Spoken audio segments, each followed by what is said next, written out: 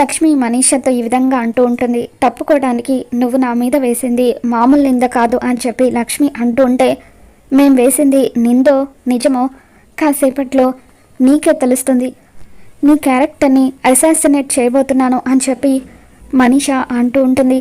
ఇకప్పుడు ఒక్కసారిగా లక్ష్మి మనీష చెంప పగలగొడుతుంది.